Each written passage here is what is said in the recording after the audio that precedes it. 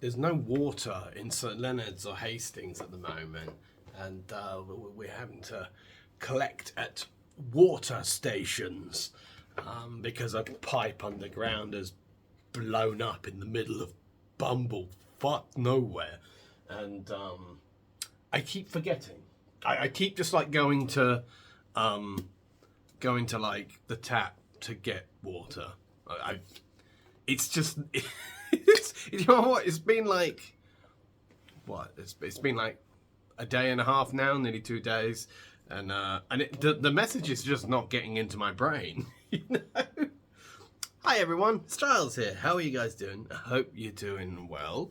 I do apologise for my voice is a bit weird today. It's the excuse I'm going with is that I had fish and chips last night, and you know, like sometimes when you get like you eat like really fatty stuff, you sometimes wake up with I don't know, fat sore throat. That's an official condition, fat sore throat. That's where I am right now, and every now and then I just go for no reason. Well, I mean there is a reason. It's to clear. Anyway, so I wanted to make this video on the subject of autism. It's a sort of autism versus ADHD follow-up in some way, but it's also revolving around my artwork, what I do here on YouTube, the future thereof, and just kind of combining everything that I've sort of been building and putting together. And some of it is stuff that I've already gotten straight in my head, and some of it we'll be figuring out live as this video goes on. And it's because since it was first suggested to me a few... Sorry, that's fizzing and it's quite near the camera's mic. Since it was suggested to me, a few months ago now, wasn't it?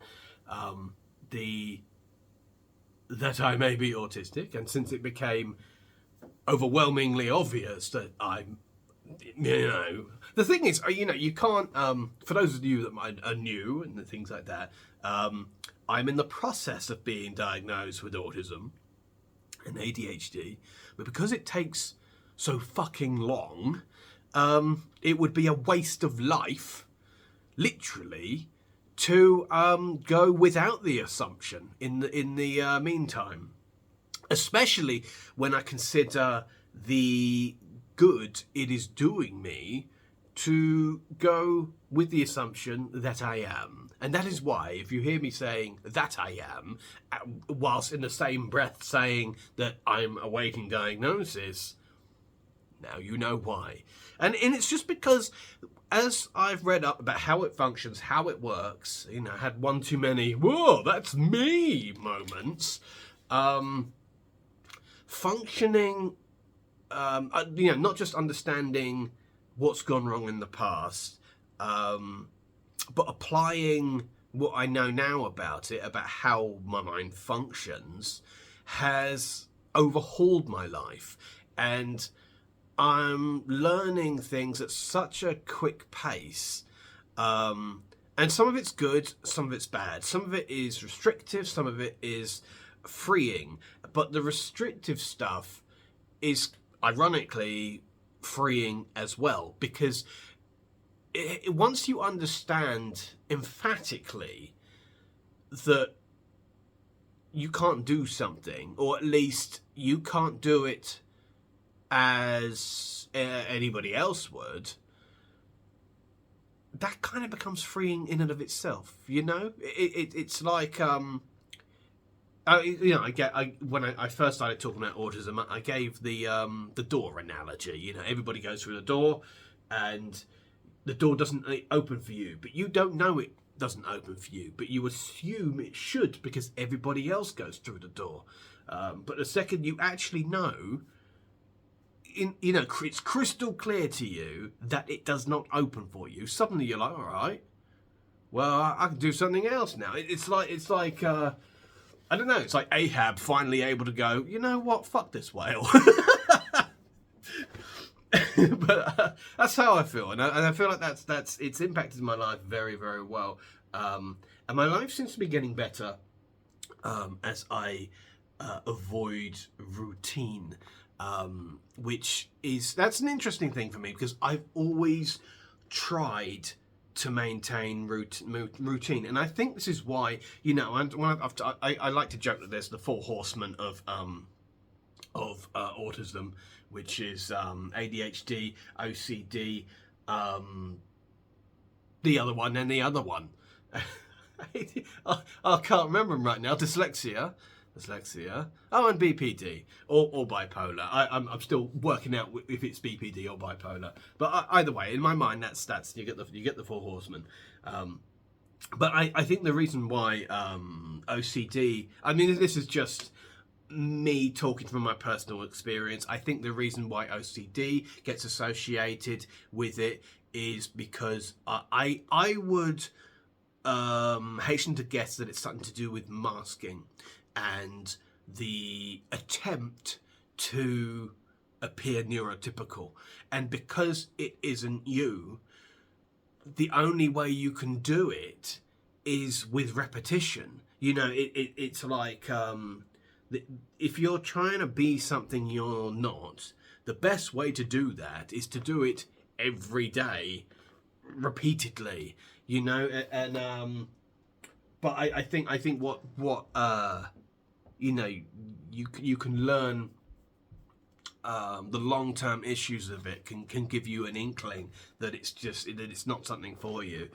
It's kind of interesting, sort of looking back on you know, my time when I was working at the DWP, and you know, and I was in the office and stuff like that, and I did quite well. You know, I was a case manager for about a year, and then I was a deputy line manager, and then I was a line manager, and there was one point where I was at the something called a help desk, which is all of the agents that were drafted during the pandemic, because there were a lot of agents. They like pulled in like thousands of agents from like random other government departments to cope with the thousands, the millions upon millions of new claims, and I had to be a sounding board for those guys, so I had to sort of train those guys, and you know, like when I look at it, I'm sort of like it's odd, sort of doing well, but I really did. I went down in flames at the end of it, and it's because, you know, like when the mask starts to crack, like you go crazy. You know, it's like I can't describe it. It's like I don't know, like there's a part of it that pictures like a comedy spot, you know, of like a really annoying character just yammering on, and then you've got one character who's trying to be nice to them, trying to be polite to them, but it's building up inside them, you know. That's the only thing I can think of. Like, but when I think about the sheer how unnatural it was, but you know, reflecting now, it's apologies by the way if I'm jumping all over the place in this video. It's in my mind it is a concentrated subject, but it's compiled of a very eclectic array of thoughts and experiences. I mean, I feel like when I think back to my time at the DWP, I realise that I can't work in the conventional sense, and that's again, it's a restrictive thought and it's a freeing thought. It doesn't mean that I don't want to work. It means that I don't, you know, I can't go 9 to 5 or something like that, which it helps me give my art side of things, the digital side of things, more respect, and realize that that this is what I need to be doing, and I need to give it more respect. I need to give it, you know, make it part of my identity and all the rest of it. Because there's always been this sort of weird tug of war I've had with it, and I think I've had that because of masking. You know, you're trying to assimilate. You're trying to tell yourself to be normal, whatever normal is. Just for the record, whenever you mention normality around a lot of neurotypical people, they'll say, "But what is normal?" And you just want to go, "You." But that's neither here nor there. But like since things have sort of been improving, I'm going at things as naturally as I feel it. I'm just sort of like I'm understanding the relationship between autism and ADHD, and that I find that interesting. Like ADHD, it is both. Sort of, again, it's like a blessing and a curse. Like I think it's fair to say that anything you could associate with autism is a blessing and a curse, because there's like there's one door shut, but then there's another door open, and you have to learn to navigate between which one. You have to work out which ones don't open and which ones are open for yourself that may not be open to other people, and. Where I am right now, I'm having to weigh out the issues of being, like autism, for example. If that's going to help you with your sort of hyper-focusing to just until something's done. But then you got ADHD. And ADHD wants to do fucking everything. And so if I feel like I have to learn to make these two get along. You've got two very different ways of doing things, and unfortunately they're in the same brain. And it's interesting because I suppose actually this is incredibly personal, but I used to be terrified, and that's quite a haunting word to use, terrified of sleep. And the reason why in particular is because I could be working on something and the next morning I've completely forgotten what I'm working on and I'm working on something else. Or, my brain just, like the thing that I was working on the previous day, it barely exists. I might come across it in a couple of months' time and go, oh, it's that thing. If I'm very, very lucky, then something will happen in my head that will allow me to reconnect with what I was doing at that particular moment in time, and I'm able to continue it. But that is exceptionally rare for me. It's very rare that happens. Working on a project long term is massively difficult for me. And at the moment, what I'm doing, I'm finding a way of breaking long-term projects up into like manageable little nuggets, so that even if it can't be, the grand scheme of it can't be completed, a small part of it can be completed and be a completed piece in and of itself, if that makes any sense. Like a good example would be, I've got my comics that I produce. Back in the day, I used to produce comics that had like hundreds of pages to them, like hundreds. I would just hyper-focus, just until it was done. That's the noise I make, by the way, to demonstrate hyper-focusing. But and the thing is, I like that because I'm like, big meaty project, lots and lots and lots of images. The problem is I ended up with folders and folders and folders. I mean, I have thousands, literally thousands of unfinished projects and folders on my computer. And, they're on there and I have no idea what I'm going to do with them or where I'm going with them, or, there's part of me that thinks I'm digitally hoarding, which I got to do something with that. But producing projects that have hundreds of images in them is I look back on it and I go, and I'm like, what were you doing to yourself? What were you doing to yourself?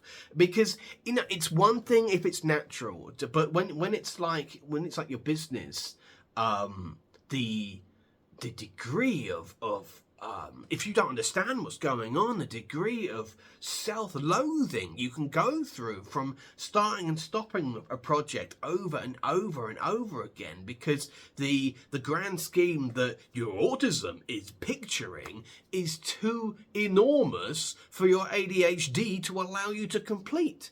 You know, so it's just like you're stuck on a loop. It's like a record skipping.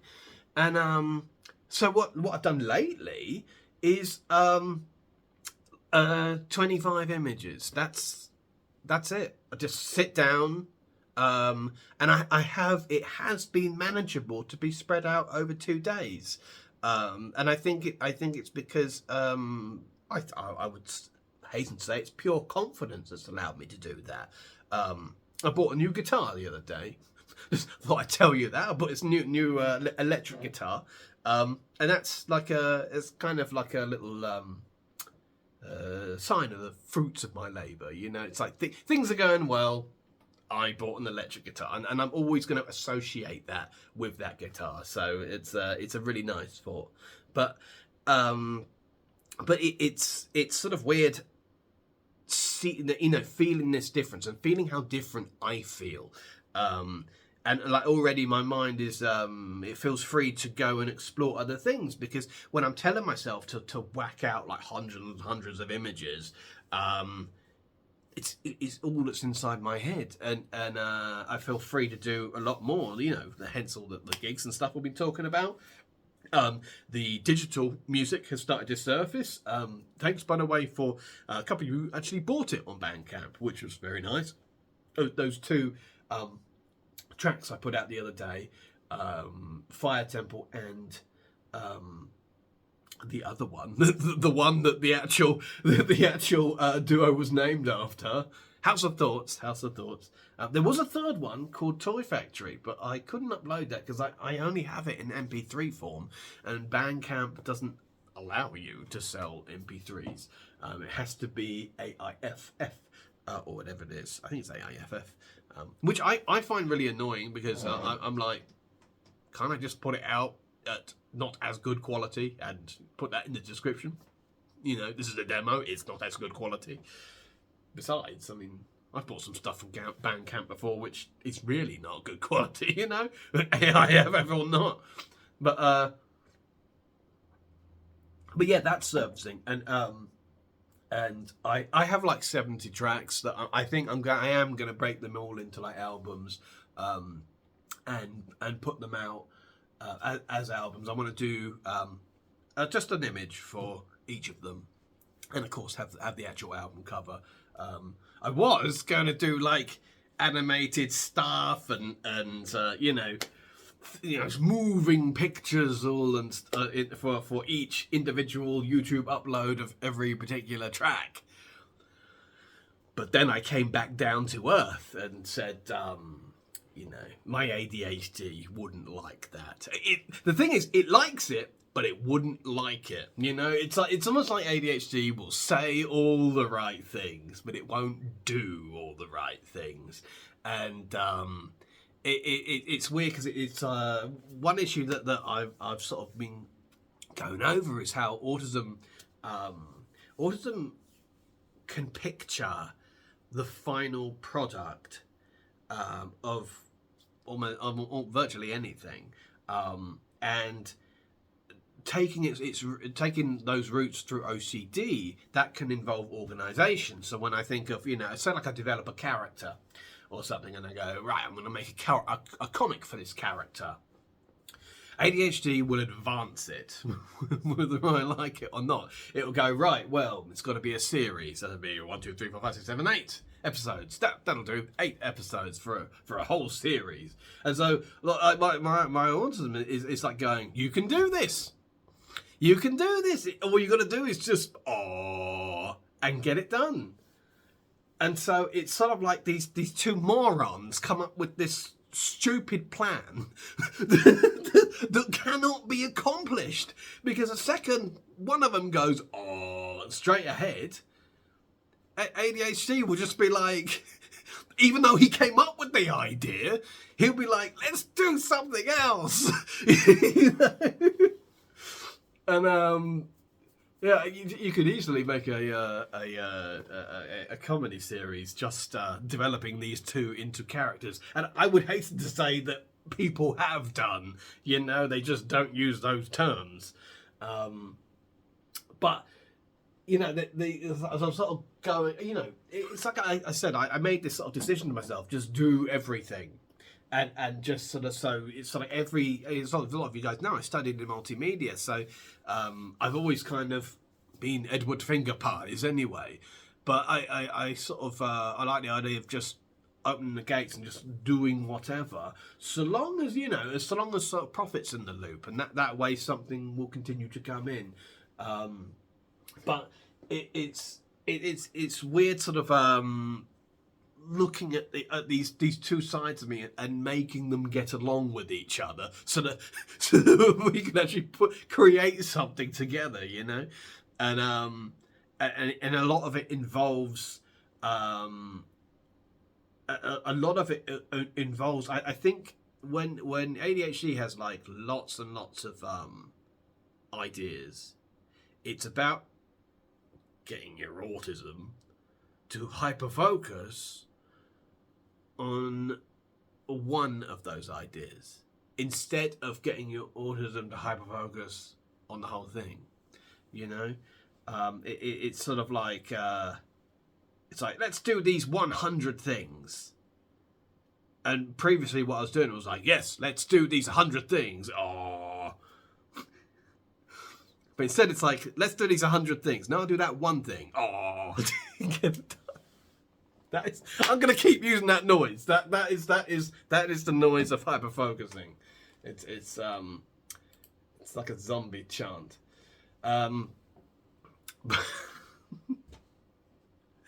Hopefully this made sense. But I feel like I've become more and more allergic to repetition, which I think is a really good thing.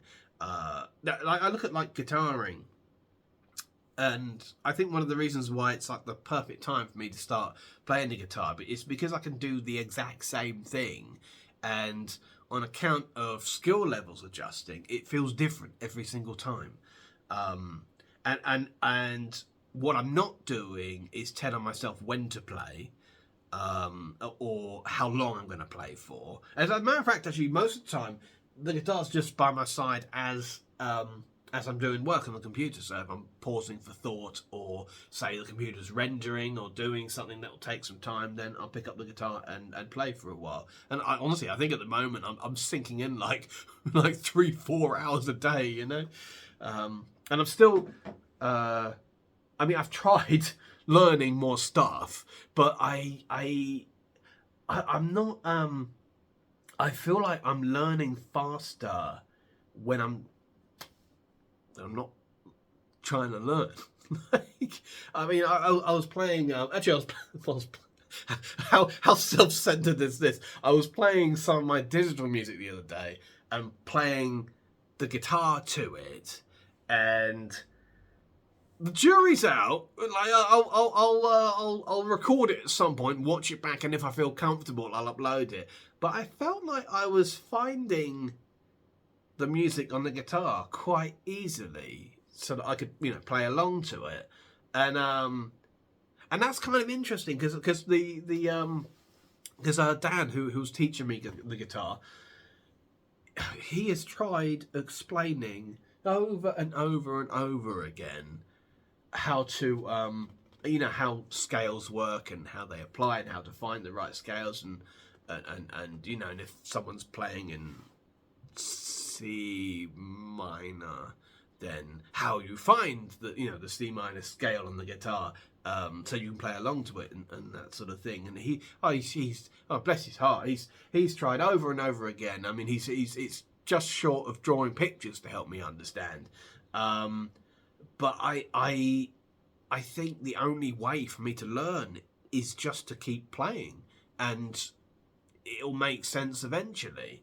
You know, like I feel like it's not perfect. Like I'm playing along to something. I mean, he was playing some chords the other day, and I was one out. I think he was playing like E or something like that, and I was on like E sharp or something. Not E sharp, is it? Hang on a sec. It was it was G, and I was playing G sharp, so I was on, one fret out. But the point is, it's I just feel like I try looking online for like advice and stuff like that, and it's just mincemeat coming out of their mouths to me, and it's not because that's what they're saying. It's just because I'm just like, well, I don't know, but I think that might be an ADHD thing. But the best ways I've always learned is by doing things. I had like a I've had like tutors for drawing and for animation and 3D stuff and all the rest of it, and I learned from them in terms of respect, but I didn't learn, I didn't consolidate how to do it all until I just took the bloody program home and just did it, just had to play with it myself. I think I'm just one of those people, but again, I think that might be an ADHD thing, because people just explain it to me and my head's elsewhere. They're trying to tell me the intricacies of digital animation, and I'm wondering what I'm having for dinner that night or something. Anyway, I'm going to leave this video here. So again, thanks for the support on the tracks. There'll be the next one is going to be called Skeleton Party, which a lot of you guys might remember is an animation that I'm working on as well. Well, I say, I'm starting to think that ship might have sailed, unless I can get the money together to hire some people who don't have autism and ADHD. Then we'll see the Skeleton Party animation. But until then, we'll just have to do with the music, and that'll be the theme of the next album, or first album, because the first 2 tracks weren't really an album. Just. It's 2 tracks, that's not an album, that's just a boom. Anyway, I'll talk to you guys very soon. Take care and see you later.